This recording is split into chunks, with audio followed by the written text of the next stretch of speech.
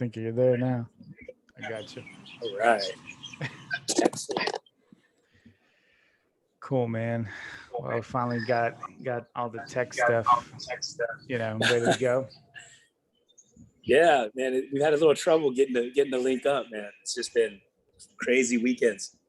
Yeah, it's one thing or another, So I know you recently went on a vacation. That one time we tried to do a show and it didn't happen. Yeah. So you live in Hawaii, so it's like, where do people? I figured like you live where people vacation. So where would you go? Right. In Hawaii, like if you live in Hawaii, where do you go to vacation?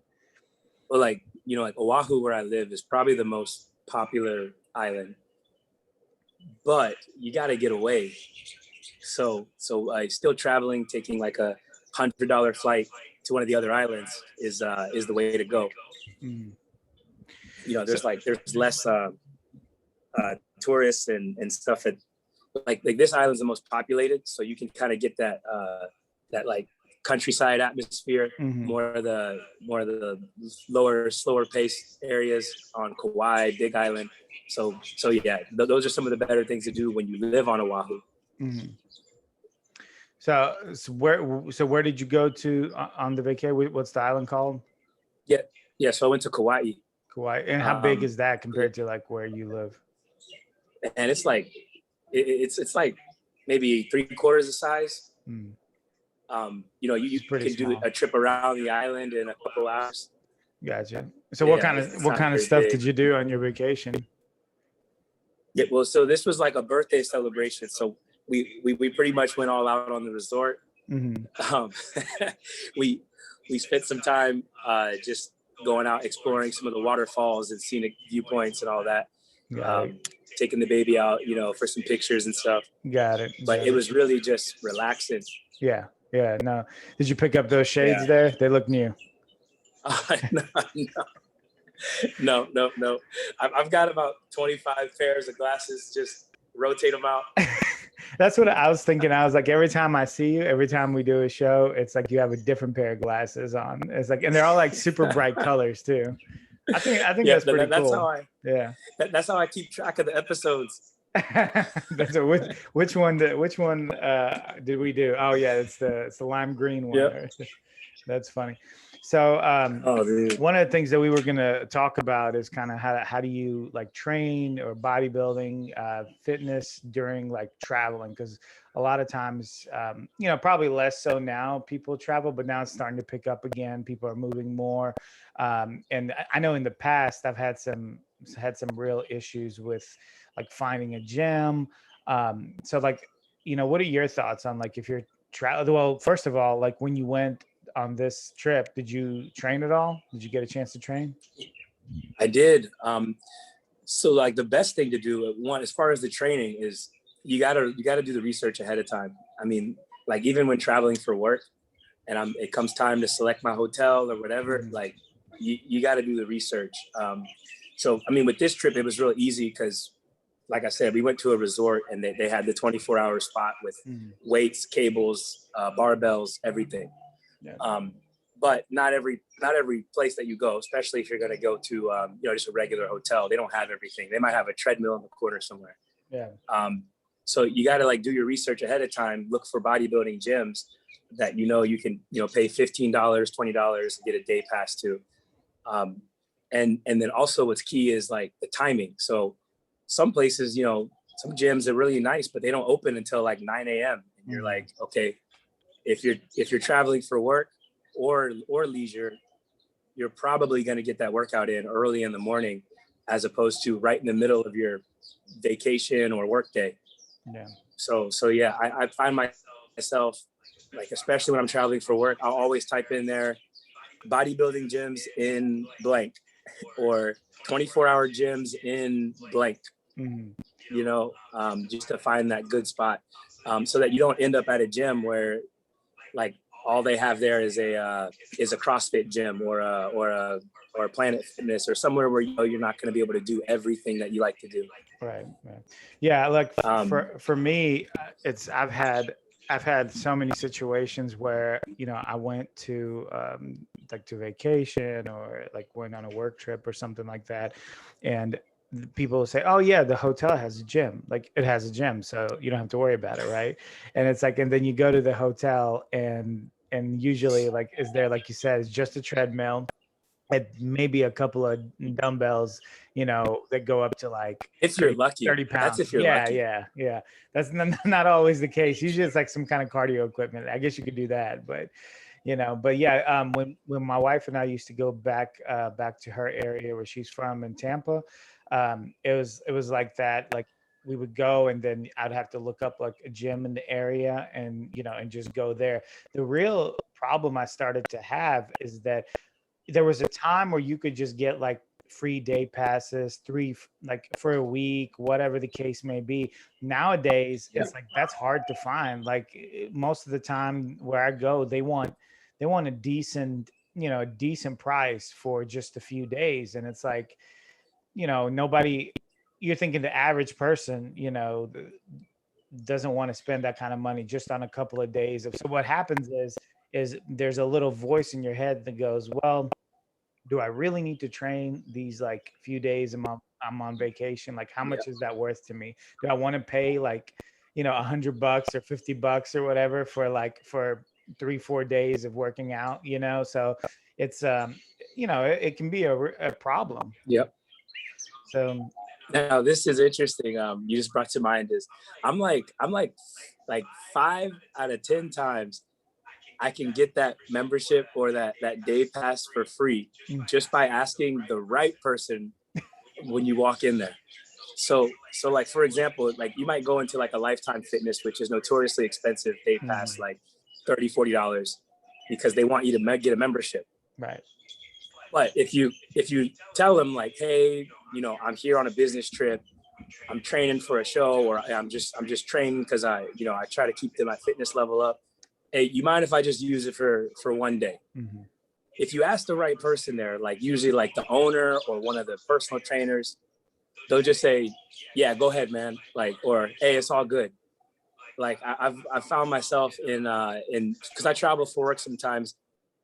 Like I've walked into like what's that the in Las Vegas, like the CT Fletcher gym. Yeah, I don't remember the In name of Dallas, I it. went to Metro. Yeah, I went to Metro Flex in Dallas. And I literally just walked in there and was like, look, I'm here on business. I'm not here for a membership. Is it all right if I work out for the day? And if you ask the right person, they'll be like, yeah, oh yeah, yeah, it's all good. Whatever. Yeah, Just yeah. sign this real quick. You good. Yeah, I think So yeah, sometimes, yeah, sometimes it depends on not on the person that you ask. It also sometimes I think depends on the gym itself, right? Like a lot of times the gyms that are more like incorporated, we can call them like not bodybuilding type of gyms, like a 24-hour fitness or like a what's that other one, that Planet Fitness. A lot of times yep, with those, it's kind of you like you said, they want you to buy a membership. There's not really that camaraderie of like fitness and bodybuilding, so you yeah, really don't get, like you don't get that kind of relationship with the person that you talk to. They're just selling you you know, a membership or trying to get you to sign on. A lot of times they're not, the people behind the desk don't even look like they work out. So that's what I, you know, that's what my experience was. So it's like they're just it's salesmen. They're true. just salesmen. Like that's all they were Yeah, hired for. They were hired to sell. So it's like, and one right. thing that they do is they'll make the day pass or the week pass or whatever pass you're trying to go to so expensive that you're like, oh, well, if I just add another whatever 10, 15, $20, I can just get a membership for the, you know, for the year. What's the point, right? And you Yeah, start rationalizing, well, maybe I'll come back here sometime and then I'll train, or maybe I'll visit again, which you never will. And it's like, you know, so it just kind of ends up, you know, it ends up pretty dumb. So like yeah. what kind of gyms would you say like to look out for as far as like the best gyms to go to when you're traveling? Like if somebody's traveling Yes. and they're like, hey, you know, let me see if this type of gym is there because I know this one will, you know, will have what I need and yeah, the proper price.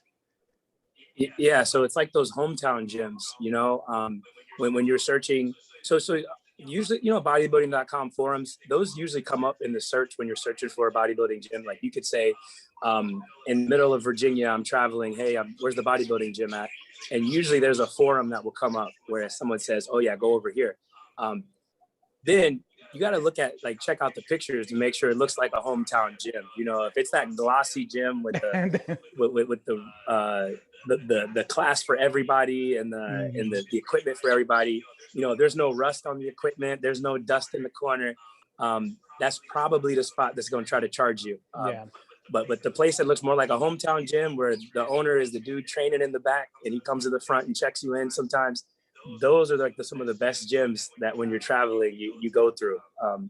Like I went to one like that in Tennessee, and the guy said, hey, I'll let you in, like, no problem. But hey, just take a couple of photos while you're here and tag my gym. And I was like, cool, like, deal. Yeah.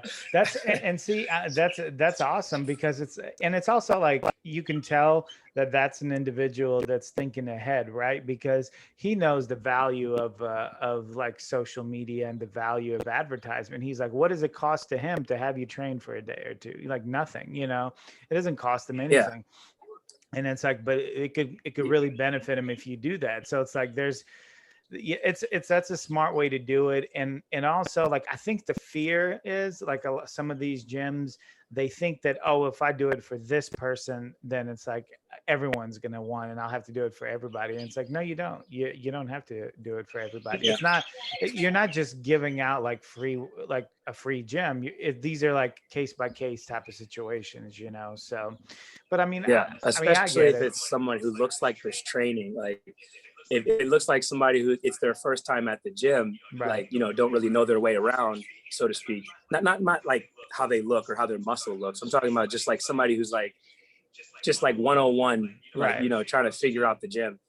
Obviously, you'll be like, okay, maybe this person's here for training or they need more help. But if a pro competitor walks in your gym, you're like, hey man, go ahead.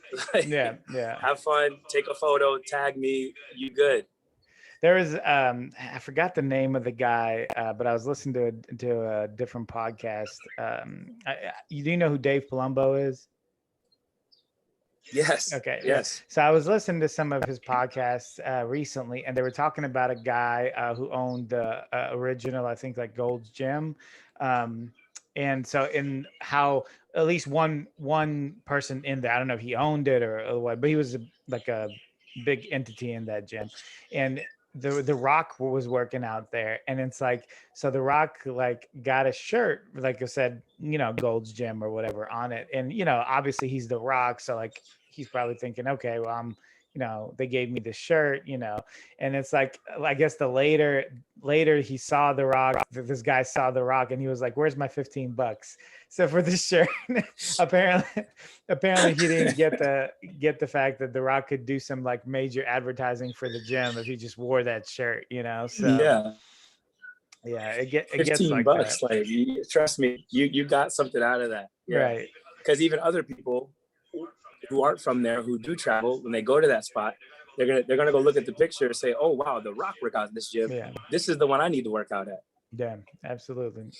Yeah. So now it's like, that's what I do. I just look up, just like you, I look up a gym, I around the area, I see what like the reviews on it. I mean, basically, if like you said, if the paint on the gym is too fresh, then probably need to find another one.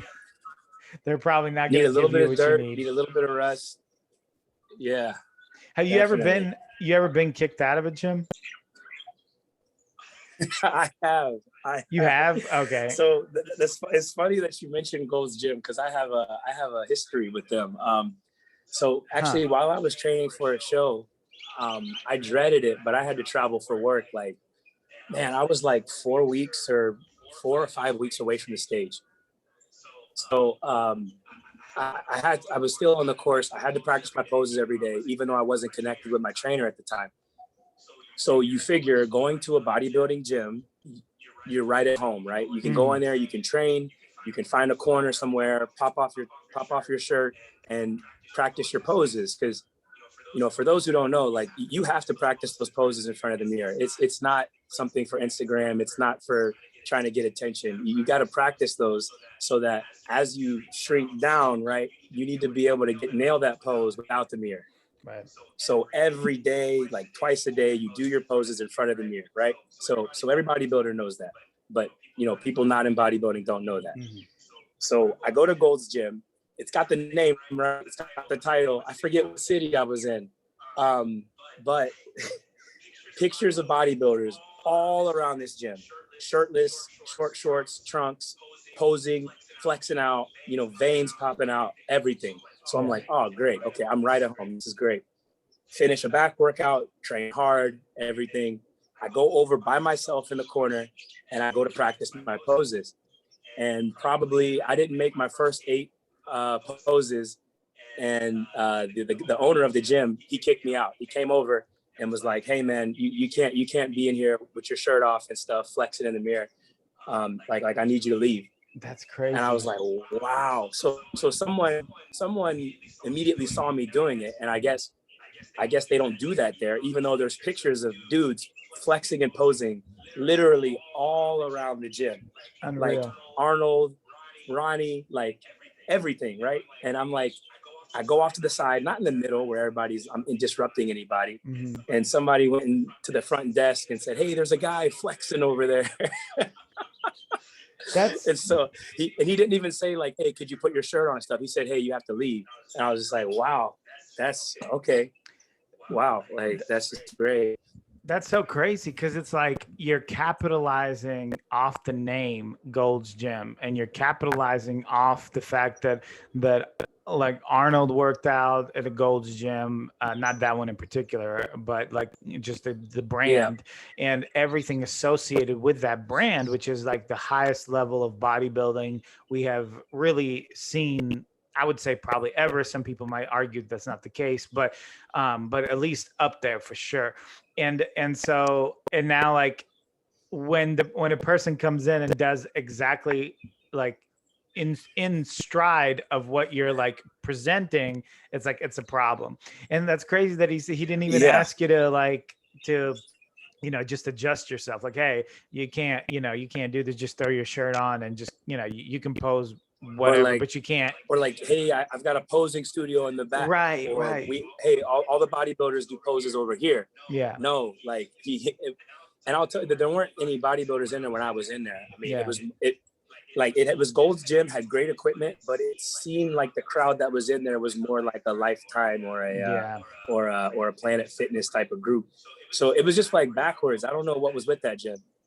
Yeah, that's crazy. They probably thought like, well, we'll get more money catering to, soccer moms and stuff like that, as opposed to like bodybuilders, which, see, a lot of times those gyms are functioning off of personal trainers that cater to the I guess I could say everyday working like person, although I don't like using that term because bodybuilders are everyday working people too.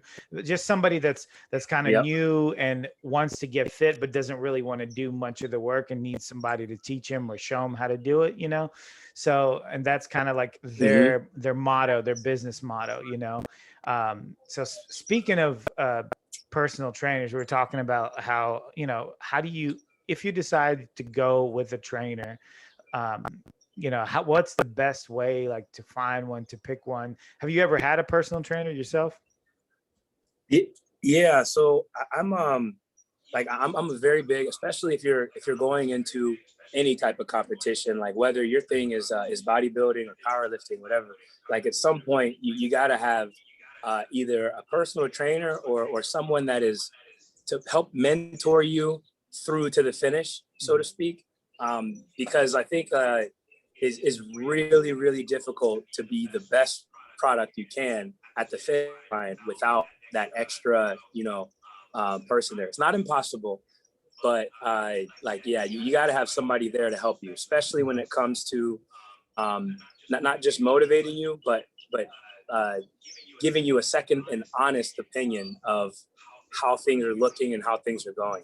I had a trainer, and I actually only did with him was my meal prep and my poses. So the training wasn't what, like my training was sound and did that. It wasn't what I needed help with, but needed a lot of help with my poses and with somebody who can help me adjust my diet as I go. Yeah. But like, even for just like, let's say the average person who's looking to getting in the gym and trying to select a trainer, like you got to be real selective and you got to do your research. You know, just anybody with muscles doesn't automatically qualify them to help you reach your goals. Like you see, I'm sure you've seen it too often in a gym where you see someone being led astray, so to speak, and you're just kind of, you know, observing, and you know that person's paying something like $200, $300 for this, and you're like, wow, you know, are you paying for? So there's like a thing, right? Like, are you paying to be associated with this person with big muscles, or are you paying for a mentor or a coach to help you, you know, achieve your goals, right? That I see the difference all the time. Yeah. So yeah, so there's 2 points, right? Like you kind of brought up the 2 different points. One is you have somebody who's already in the fitness world, kind of knows what they're doing, and they need a coach like to kind of help them prep for a particular like show.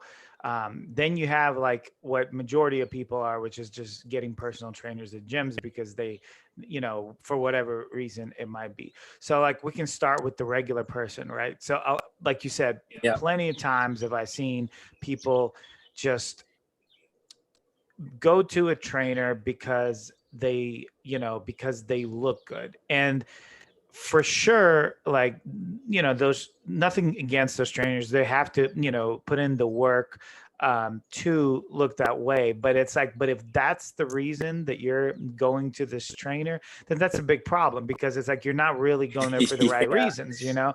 And so, and just because you work out with this person, it doesn't mean you're going to look like them. So, and I think that's a huge part of it, because I think there's an association with that, right? Like, wouldn't you say that? Yeah. Oh yeah. Yeah. I train with so and so, and I'm going to look like them too. Yeah, it's kind of questionable. Yeah, and so like I actually think the better trainers are like more seasoned, older people who've kind of been through and been with a lot of people to see all shapes and sizes and how they can adjust your program for each person. Sure. You know, a 20-something-year-old trainer who just looks great, for example, never had kids, never worked a job, with working more than 40 hours a week. Yeah, it's really simple for them to look good. Yeah. So they haven't really been challenged with a client that has you know, harder goals to meet. Right. And they're going to be telling you, man, why don't you just work out like 3 times a day, man? And it's like, I can't work out 3 times a day. I got a wife and a kid. Like, can we work around this problem? Like, so it's like, no, you're not hardcore enough, you know? So yeah, you don't want that guy for sure. You don't want that guy. Yeah. And so, but so you got to look at that. Yeah, you brought out like a seasoned person. Now, this person I'm thinking of trains more competitors, but still the same concept goes with like an everyday individual like Charles Glass. He's seasoned. He's been through everything. He's an older man. You know, he's seen everything that you can, you know, possibly see in a scenario. And I'm sure he has some lifestyle clients, but the only thing that I know from him is just the competitors. And it's like everyone seems to love him. And it's one of those things where it's like that wisdom comes with age, and you can't rush it. And so it's like, if you're a trainer, just know your limits, know like where you're, where you want to focus on and improve. And as you get older, you'll improve and you'll get better. It's just one of those things. But as an individual looking for a trainer, you really have to have the right reasons. Because it's like, I don't know how many times I've seen somebody, like you said, and they're working out, and I'm like, what are you paying them for? Because you can figure out how to do a curl. That's not that difficult. So I look at personal trainers for lifestyle clients as as a Kickstarter, right? Like I was interviewing somebody who did some personal training, and it was interesting what she said was she didn't look at her goals as always having that client. She looked at the goal was to give that client enough so that client then can just do it on their own. So, and it's like, I think that's the key. I think the key is that you give them the information that they need initially, and then they don't need you anymore. And that's kind of like how it was with me. I had a personal trainer when I was younger. He kind of showed me a few things, and then I just kind of took off from there. I didn't need that personal trainer anymore. So, that's kind of what I was thinking about that end of it. Like if you're depending on the personal trainer, like for example, let's say you set up a personal training session, your trainer is late or your trainer doesn't show up. Like in that moment, you realize like were you depending on them to be able to do something today, or are you going to still get something done? It's like whether your trainer is there or not, there's still something within you that is the deciding factor if you're going to be successful or not, right? Right. So right. yeah, it's you got to look at. I guess you got to think about before you go into. I need a personal trainer, or I need to spend all of this money on a personal trainer. You got to decide, like, are you actually serious about the goals that you're going after? Yeah. And I mean, guys, if you don't know, personal trainers there have become extremely expensive. So it's not like a drop in the bucket. You're going to be spending considerable, amount of money on a personal trainer if you decide to go that route, which you can, but again, it has to be for the right reasons. Some people need that motivation and they're like, oh, well, I need a personal trainer to motivate me to work out.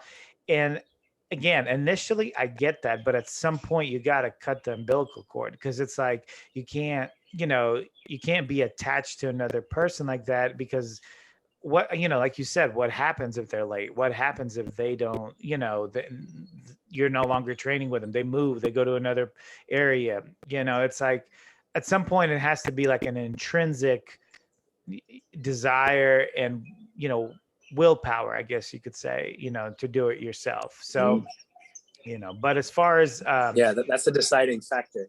Yeah. But as far as the second part of that is, coaching for competitors, there's a huge part of that too, the importance there also being on the fact that, competitors, unlike regular people, often use supplements and, different ways to lean out. And I know diuretics are often used, pre-contest and stuff like that. A lot of times coaches, will have a real big play in the competitor's supplement use. And it's like, you do not want somebody, pushing you to a place where it's unhealthy. I don't know if you've, I personally haven't seen it, but you hear about it through the industry of people like fainting, like dehydrated, overly dehydrated.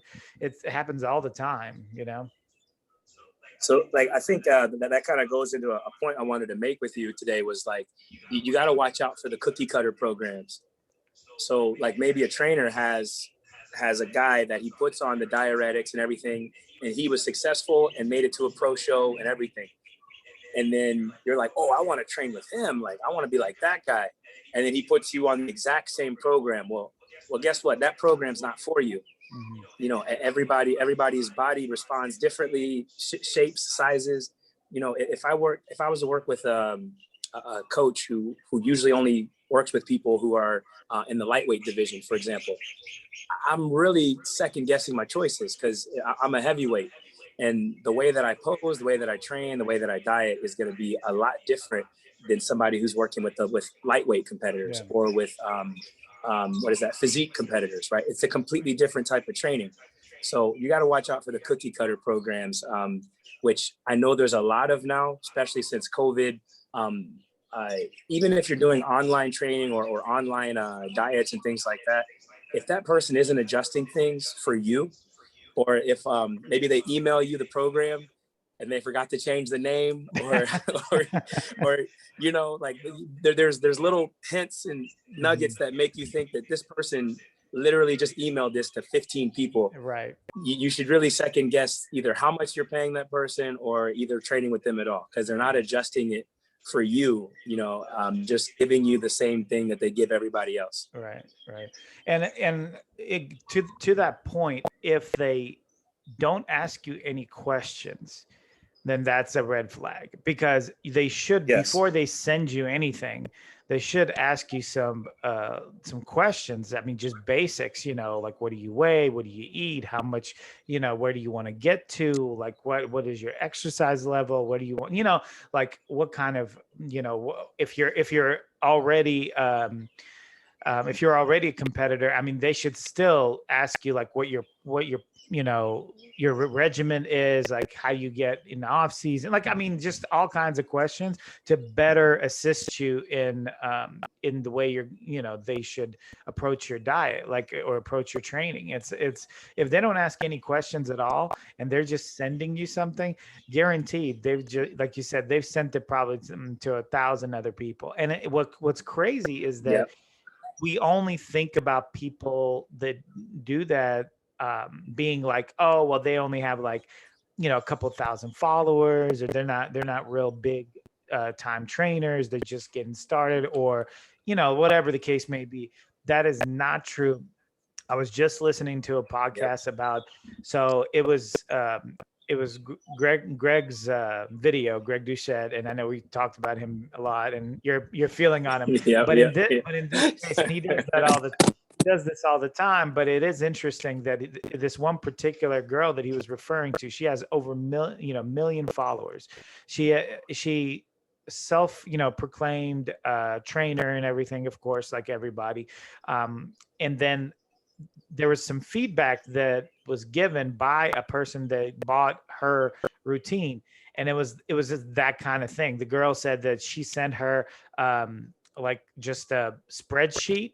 I forgot how much money it was. It was like, I think it was over $1,000 if I'm not mistaken. And it was like, it was a spreadsheet and like a Word document of some just some food or something like that. And that was it. Like, that's all she got. She didn't get any questions. She didn't.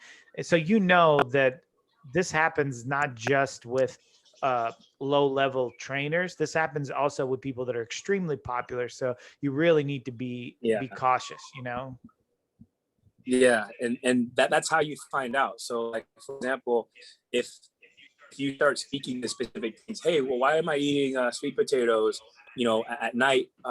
And they can't explain it. Or if you say, hey, is there a substitute? Like, for example, like, let's say where you live, you can't find jasmine rice or whatever it is that's on there. And they can't give you an alternative, and they can't explain it. They say, no, you just got to eat that. Yeah. Then yeah, of course, there's some red flags there that you need to look at. Sure. It's like, if you're a trainer, if you can't see that your trainer is putting some thought or thinking into what you're doing, or like what he's doing for you, then there's a red flag. Like, if you ask him a question and it stifles them, like completely stifles them, then you're like, okay, this is something ain't right here, So it's it's hard out there, and you can always learn on your own. It is nice to have a good trainer, but it's better that you have no trainer than to have one that leads you, down the wrong path, because the wrong path could be, real detrimental. Sometimes it gets real rough, especially with people. I forget sometimes that there was a time where I didn't know anything, because I've been around for a while. And it's like, there's people like that now, that the way I used to be, and they just don't know. Like, they don't know. They're just getting started. It's just one of those things. You have to kind of swim with the sharks a little bit, and hope. I just hate to see people get ripped off. Yeah. Like, just like watching it, like observing it happen. Like, if a trainer, like if you have a trainer and they put you on a program, and then you come back one day and you say, nah, I didn't eat it yesterday. If that person isn't like mad at you or pissed off, like, hey, like what do you mean you didn't follow the program? Yeah. Or if they're just like, huh, okay, sure, whatever, man, like, I don't care. Yeah. Then you either got the wrong trainer, and you yourself should reevaluate too. All right. Well, it's kind of like going to the doctor, right? Like, let's say you go and you have some kind of like health problem, and they're like, hey, you shouldn't be, whatever, drinking, or you shouldn't be, taking in too much salt, like because of your health condition, whatever the case may be. And you go and you do it anyway, and you come back to the doctor and he doesn't care, then you need to get another doctor. It's the same thing with the trainer. It's like they should be invested, in your health and your, fitness goals. Also, we have to keep in mind, and you as a client also have to keep in mind, that sometimes trainers get popular. They'll go from having 5-10 clients to 50 to 100 to 1,000. You need to evaluate how much time can they realistically give you, even if they have good intentions, right? Like, let's say they have good intentions, and how much time can they give you? They only have so much time. So it's like, I wouldn't necessarily go to someone that has a bazillion clients, because the chances are they're probably not going to be able to give you the time that you need. I don't know what your thoughts on that are. No, yeah, like I know that there's some things that gyms offer where they'll have like a trainer, a real popular trainer, and then there will be like a class of 5-10 people all sharing the same machines and doing the workouts. And it's like, when you look at it, somebody goes, works out, does their set, and then they sit there and wait for 10 minutes until it's their turn again. I'm like, and then you add it up, you go, okay, everybody here is paying $100 for this exercise. The trainer is standing there and he's making like $800, $900. And you're sitting there, and if you add up your total workout, you're going to exercise for a total of 20 minutes in an hour. And it's like, you just got to step back and the whole situation. Like, I just hate to see it, because I'm like, wow, you could get a lot more work done than this. Like, this is, I don't really recommend this. Right. Like, what are you getting? Like, that's what are you paying, and what are you getting? What I think it is association, is membership club, like, right. Hey, I train with blank, or hey, like, I'm in the same class as this guy, and he's a pro. And it's like, yeah, but you could do a lot better for yourself on your own. Right. Or if you invest in a trainer that is invested in you, man, you can just get so much more done. Right. Yeah. I mean, that's how it is. It's kind of like, all of us work hard for every dollar. So it's like, where are you going to put that dollar? Like, you got to put it where it counts, that's that. And I know we kind of went from the decision making as far as your like goals, physique goals, to financial, but it's kind of connected, right? Like, everything's kind of connected, because the way your finances are, it makes a difference in the fitness world. It's there's a lot of money exchanging hands, and you want to make sure that whatever money you put out there is going to come back to you in whatever results you need. So nothing, like you said, nothing worse than getting ripped off. So there's like a point where where the training and the health and why you're working out, if it's for the social aspect, or if it's actually for your own completeness. You work out to be whole again, or you just doing it because you like being associated with certain people. Right. It's part of a clique, like you said, part of a club. That's anywhere you go, right? You go from school to work to the gym. It's like, there's always cliques and clubs, like, so to speak, it's like, you really have to think about like what you're there for. And if that's what you're there for, then that's fine. But, if that's what but that's how it is. Anyways, so I think we did about like 45 minutes or so, man. I appreciate it's funny how fast time flies when you're just like, you're just into a subject matter. It's like, it's pretty crazy. So what's the plan for today for you and the baby? Just judging by it, it's really nice today. So we're probably going to go out today, take the little guy out. Like I told you, man, he just likes being outside. So if it's not raining, best believe we're going to find something to do out here. Nice. Oh, I was going to tell you. So Nashville Athletic Club they've got the Redcon sign up, and it looks like the end of either May or June. They're going to be opening Redcon there. So, and supposed to be Kai Green is coming as like, I guess like for the grand opening, you know, just to kind of meet and greet type of thing. So I'm sure there's going to be like a bazillion people there.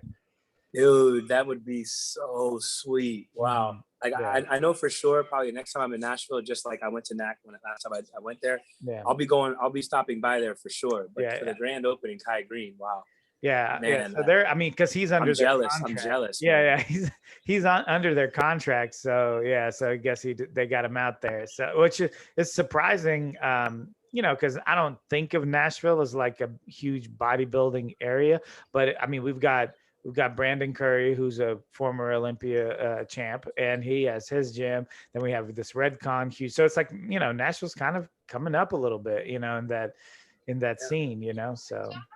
Oh yeah, people are serious about their training in Nashville, and the shows are no joke, man. It's definitely like cutthroat on the stage a little bit. Like you got to be ready. You can't just go in there willy-nilly, like I said, without a trainer. You're not gonna find success. Yeah, absolutely. Well, hey man, thanks again, and guys, thank you for joining us on another episode of Beyond the Stage. Follow us on Instagram. Like our, there you go. I got one for you today. Flint one Tropics. That's the one I got. That's the one I got for you today from what is that? From Semi Pro. Oh, I got you. Yeah, I was like, which shirt am I gonna put on? I was like, let me do Star Wars. I don't know. Like that seemed like the right thing. Yeah. But yeah, like our comment or like our videos and subscribe. It doesn't mean anything to you guys, but it means a lot to us. And again, thanks again, Demonte. Take care, man. All right, man. Thank you. Take care. Mm-hmm.